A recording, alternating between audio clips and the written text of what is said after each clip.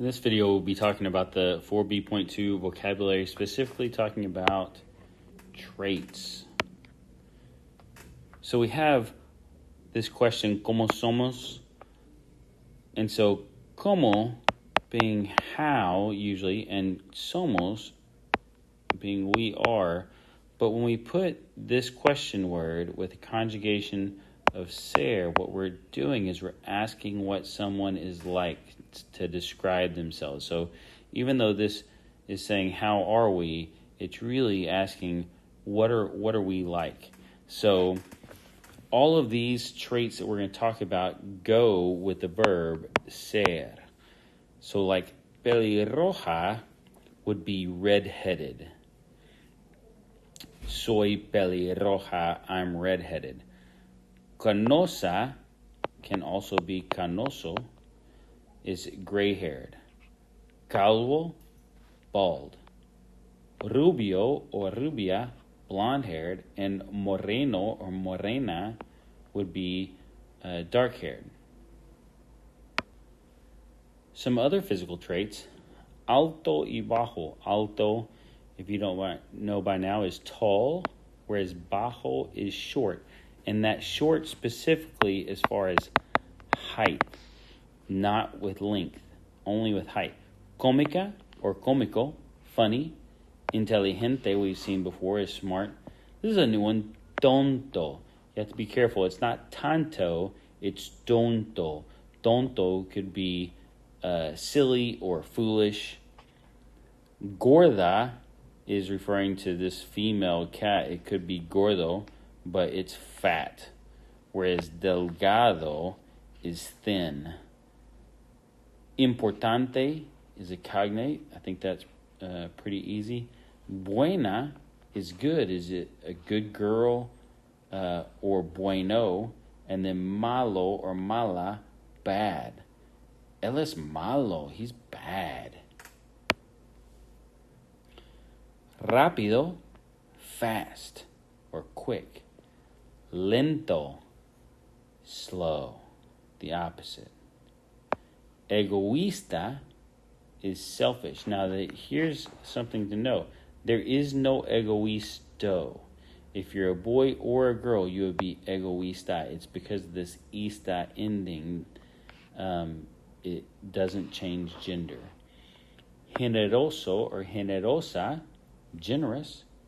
Horrible, we see horrible, but in Spanish, horrible. Feo, ugly. I don't know that I would consider that frog ugly, but that's what feo means. Feo or fea. Ideal. It means ideal. It's an ideal place. That's an ideal person for the job, but we pronounce it ideal. Ideal. Here are a few more. This is the more common way that I grew up with. Instead of delgado, there's a synonym, flaco or flaca. Gracioso or graciosa, when we use it with ser, means to be witty or clever. Same as listo, clever. Travieso, oh, that's really common when you're talking about little kids that are mischievous. They get into a lot of stuff. Travieso. Veloz is another word for fast. Think velocity. They have velocity, so they're veloz. El gato, el perro. We've talked about gato and perro a little bit. And la mascota, we might think mascot, but it's your pet. The relationship between what we talked about in 4B.1 and 4B.2 is like this. Being able to say, me gusta leer, es interesante. I like to read because it is interesting. La clase de español es fácil, pero nunca estoy aburrido en la clase. Now, be careful because this aburrido right here is with estoy, and it means I'm bored or I'm never bored.